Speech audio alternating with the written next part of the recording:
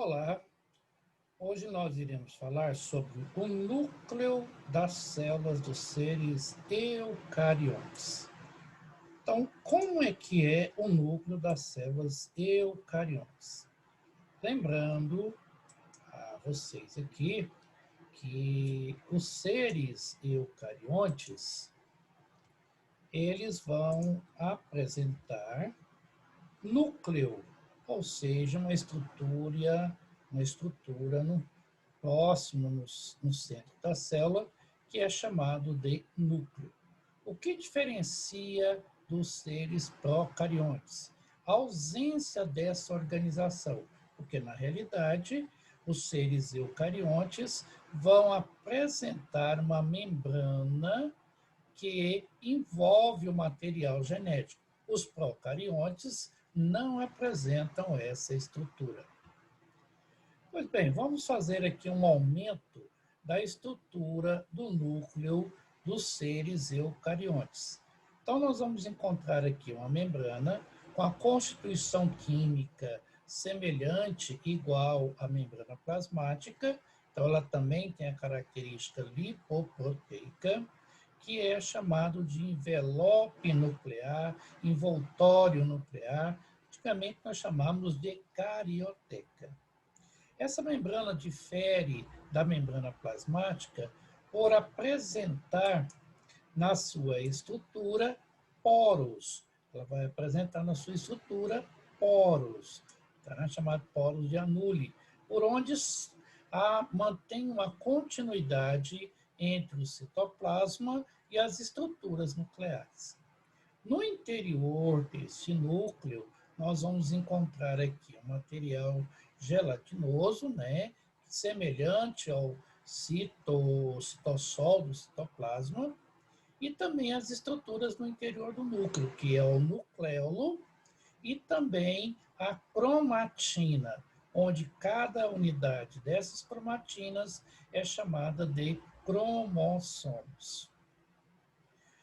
Uma estrutura esquemática do núcleo, nós podemos evidenciar que o núcleo apresenta na sua parte externa, que é a parte do citoplasma, uma proximidade muito grande com os retículos endoplasmáticos rugosos, porque aqui há a presença dos ribossomos. Lá no interior do núcleo, nós vamos encontrar o nucleolo, que é uma estrutura responsável pela formação dos ribossomos citoplasmáticos. Alguns ficam livres e outros ficam aderentes a essa membrana, né, que é a membrana também, constituição lipoproteica, que é a membrana que forma os retículos endoplasmáticos rugosos. Por que eu estou falando isso? Porque nessa estrutura é que vai se iniciar a síntese proteica, que é uma das funções do núcleo. Então, lá dentro do núcleo, nós temos um material genético, que é o DNA, que vai formar os cromossomos. Aqui está justamente as regiões no DNA, que são chamados de gene. Então, essas regiões são justamente aonde vai ocorrer a chamada transcrição. Uma transcrição formando um RNA. Esse RNA, depois de formado, ele vai para o citoplasma, se acopla no ribossomo e inicia o processo de síntese proteica. Então, podemos falar que uma das funções do núcleo é a coordenação da síntese de proteína. Outra função do núcleo é a hereditariedade, esta diferença entre vamos colocar aqui para os seres humanos, que não é só os seres humanos, mas todos os seres vivos vão apresentar o conjunto de genes que vai definir a espécie e também vai definir as nossas aparências. Esse conjunto de genes é chamado de genoma. E que esse fenômeno é chamado de hereditariedade.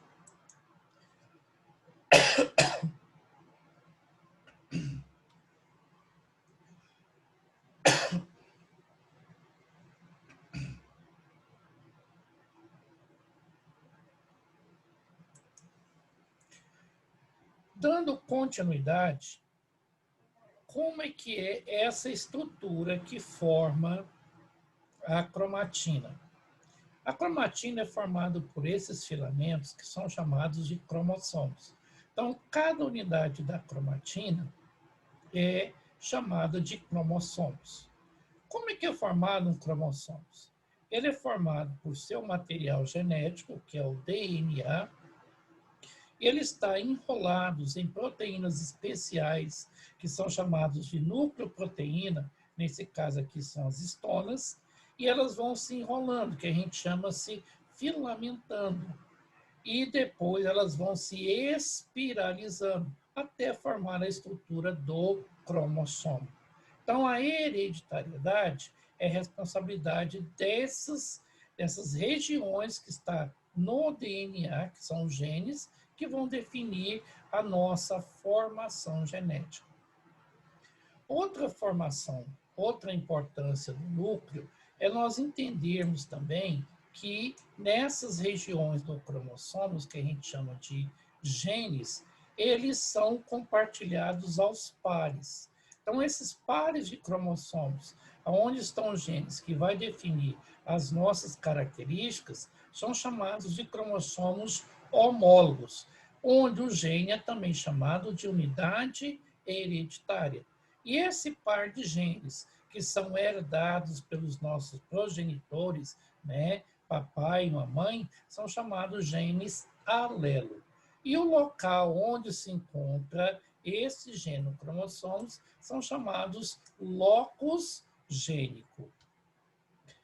Outra importância do núcleo é que ele vai coordenar as divisões celulares. Então, a partir das estruturas do núcleo e de uma estrutura no citoplasma, que é chamado de centríolos, vão comandar o núcleo nas células eucariontes animais, visto que os centríolos eles estão ausentes nas células vegetais. Por que as divisões celulares são muito importantes?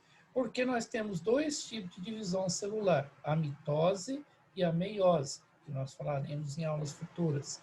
Então, a mitose, ela mantém a quantidade de cromossomos nas células filhas e a meiose é reduzida pela metade.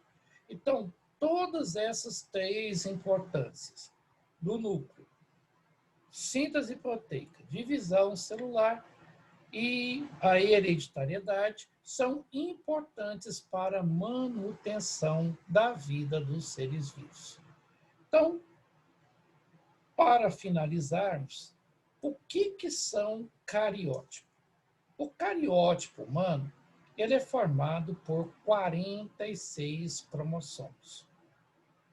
Cada cromossomo desse é que está contido o nosso material genético. Então, na espécie humana, nós temos dois tipos de cariótipo. O cariótipo masculino e o cariótipo feminino. Onde, desses 46 cromossomos que forma a espécie humana, 44 são chamados de cromossomos autossômicos. São aqueles cromossomos comuns a ambos os sexos. E os outros dois são chamados de cromossomos sexuais, que é aquele que vai definir as características sexuais do indivíduo. No indivíduo do sexo masculino, o cariótipo é XY. E no sexo feminino, o cariótipo é XX.